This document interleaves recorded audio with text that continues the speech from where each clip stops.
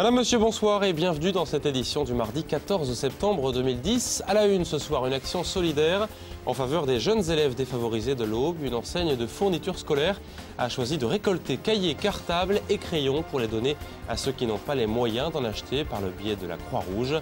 Reportage dans quelques instants. Du Qigong, pourquoi pas, si vous avez décidé de faire du sport cette année et que le tennis ou la natation ne vous attire plus, cette discipline chinoise peut vous tenter. Reportage dans ce journal lors d'une opération porte ouverte aujourd'hui.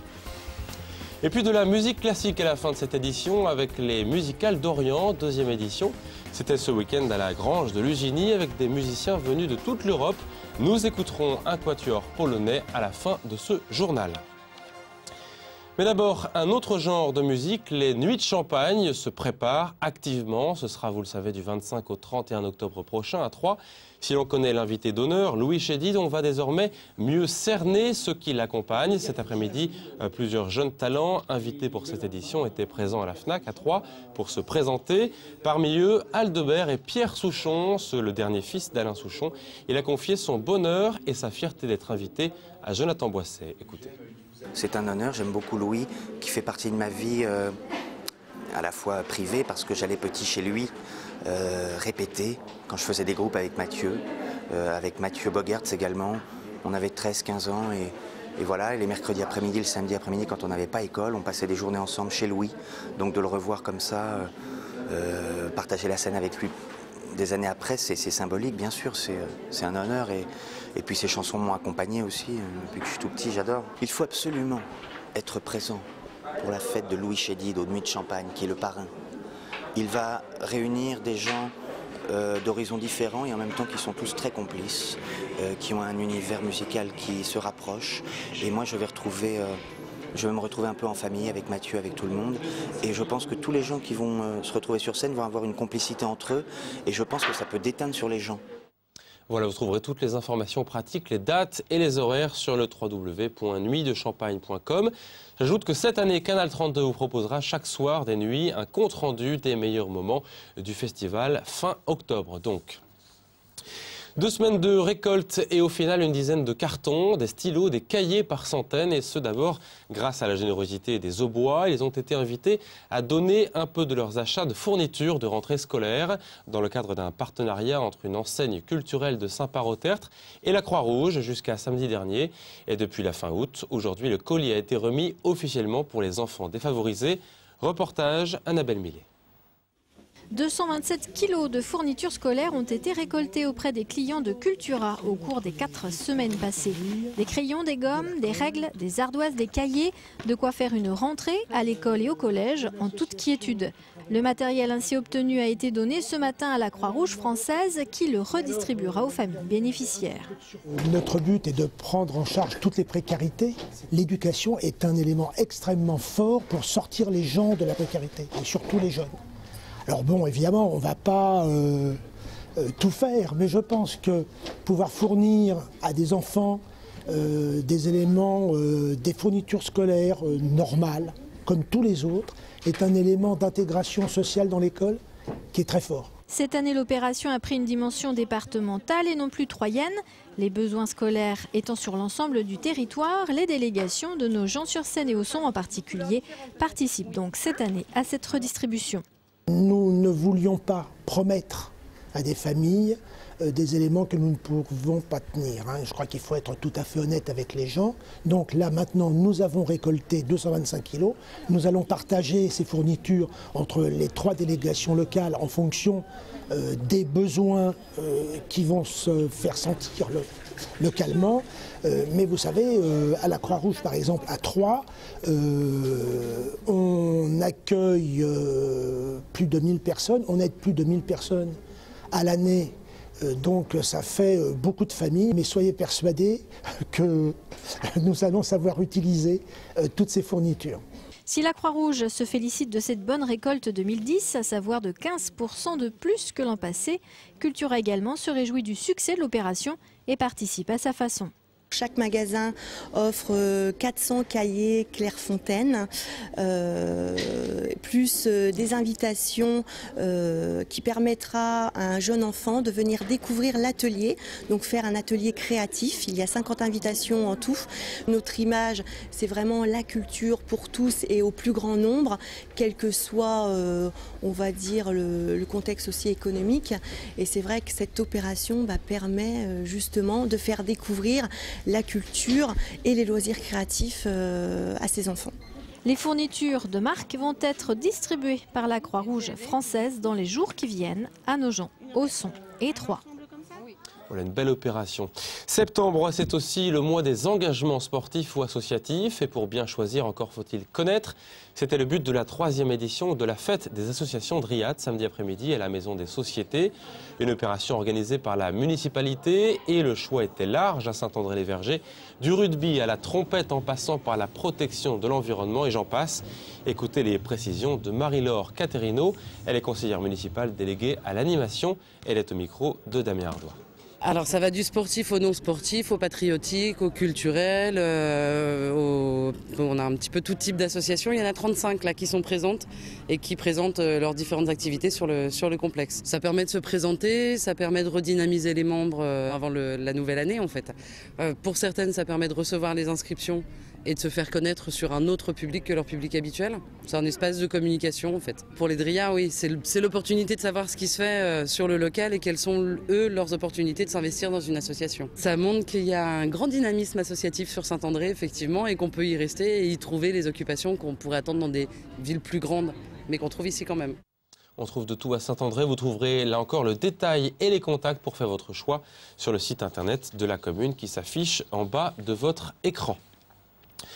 Et si votre choix n'est pas encore fait, alors vous pouvez vous tourner vers une discipline qui permet d'harmoniser le corps, la respiration et l'esprit en équilibrant les circulations énergétiques avec le Qigong, un art millénaire chinois qui était présenté ce matin à Troyes lors d'une opération porte ouverte à laquelle Jonathan Boisset a assisté. Souffle, j'inspire, je capte la bonne énergie, je chasse l'énergie perverse. Cette gymnastique qui permet d'harmoniser le corps et l'esprit s'appelle le Qigong.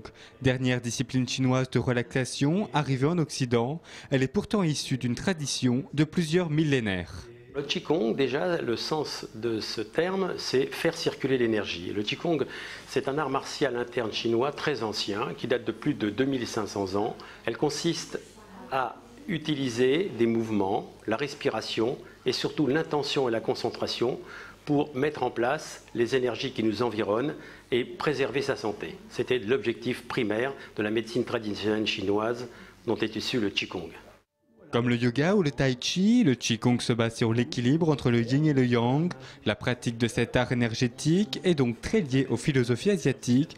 Elle n'a pas pour but de soigner, mais de se protéger. Souvent la question est dit comment ça se fait que j'ai des problèmes, mais si on pose la question à l'occidental, qu'est-ce que vous faites pour être en bonne santé? Souvent, c'est une question qui reste sans réponse. Le chinois ou l'occidental qui pratique des disciplines comme le Qigong ou d'autres, eh bien, va pouvoir dire, eh bien, au moins, je fais quelque chose pour aider mon organisme à mieux se défendre et à mieux se porter. Kinésithérapeute de profession, Philippe Durand pratique la médecine traditionnelle chinoise depuis 35 ans. Il enseigne le Qigong au sein de l'association Tisser l'énergie. Depuis quelques années, il observe un changement dans la pratique du Qigong. Comme le yoga a tendance à être un petit peu galvaudé et perd un petit peu de sa vocation. Quand les maîtres voient des fois certaines écoles, certaines pratiques, eh bien, ils ne retrouvent pas du tout le Qigong où l'idée, lorsqu'on voit un mouvement de Qigong, c'est l'énergie qui circule. Cette technique permet aussi dans les pratiques chinoises de se préparer à la pratique d'un art martial. Le Qigong n'est surtout pas un sport. Avant chaque pratique en Chine d'arts martiaux, que ce soit le wushu ou le kung-fu, les gens vont pratiquer des mouvements de Qigong pour mettre en place leurs énergies. Et plus l'énergie circule bien dans son corps, plus on est capable d'effectuer un mouvement plus rapide que l'autre et faire que, eh bien, on va vaincre son ennemi plus rapidement. Cette discipline ancestrale de préservation du corps et d'harmonisation avec l'esprit est praticable seule ou en groupe.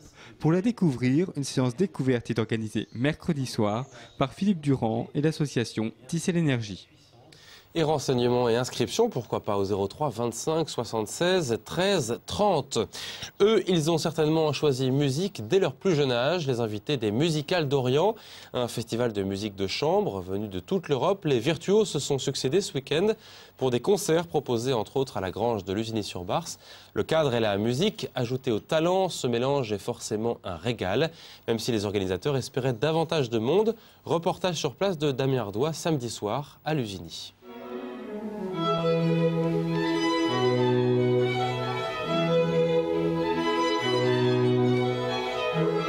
Quand la Grange de Lusigny devient salle de concert, tout le concept des Musicales d'Orient tient en ce lieu. Le festival n'aurait pas de raison d'être sans ces édifices historiques. Pour nous, c'est un patrimoine artisanal, architectural qui fait vibrer les instruments de façon formidable. On a tout de même abondance de bois et de beaux vieux bois bien secs en résine qui se conjuguent admirablement avec ces instruments à cordes. Sur la scène ce samedi, le quatuor Apollon Musagette, 4 musiciens polonais de grand talent. Ils sont en pleine tournée européenne. Invités par Valentin Herben, l'organisateur de l'événement, ils n'ont pas hésité à troquer les grandes salles où ils ont l'habitude de se produire pour l'intimité de la Grange de Lusigny.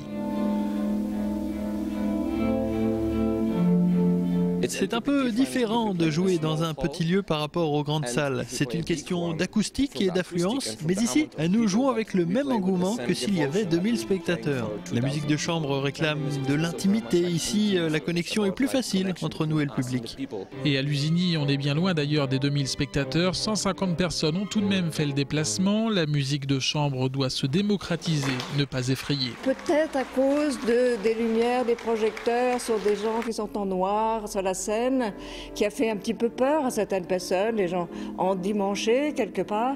Et nous avons essayé de faire le plus simplement. La musique, c'est quelque chose qui touche vous et moi. Venez écouter simplement, vivre un instant en oubliant les mots et remplacer les mots par ce que vous écoutez. Le public présent, en tout cas, lui, est conquis. Les Musicales d'Orient commencent à se faire une place chez les connaisseurs en attendant d'étoffer le public. Je suis vraiment très contente que Lusigny les accueille. C'est une espèce de décentralisation de la musique, c'est important. D'abord, ce sont des très bons musiciens et l'acoustique, c'est excellent. Ça donne une ambiance comme les festivals réussis, pas guindée, assez naturelle et en même temps chaleureuse, où on peut ensemble, quelle que soit la culture au fond musicale de chacun, au moins apprécier la beauté de ce qu'on entend. Fort de son succès, les Musicales d'Orient donnent déjà rendez-vous aux mélomanes les 9, 10 et 11 septembre 2011 pour la 3e édition.